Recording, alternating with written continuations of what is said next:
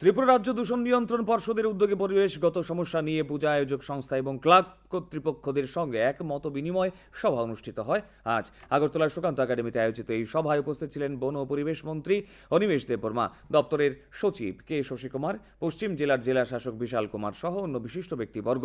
এই সভায় মন্ত্রী পূজার দিনগুলিতে শব্দ দূষণ নিয়ন্ত্রণে রাখার জন্য ক্লাব কর্মকর্তাদের অনুরোধ জানিয়েছেন। যে দূষণ মুক্ত রাখতে গিয়ে আমাদের যা যা করা উই শুড ডু দ্যাট। এইবার মিটিংয়ে আমরা সিদ্ধান্ত নিয়েছি যে যে ক্লাবগুলো পরিবেশকে সুস্থ রাখা, ক্লিন এবং সেফ রাখার বার্তা দেবেন ফ্ল্যাক্স বা ফেস্টুনের মাধ্যমে, ওই সমস্ত ক্লাবগুলোকে আমরা কিছু আর্থিক অনুদান দেব, কন্ট্রিবিউট। রাজ্যকে পলিউশন মুক্ত রাখার জন্য কি কি ব্যবস্থা আমরা গ্রহণ করতে পারি, এই মেসেজটা আমাদের দেওয়া উচিত।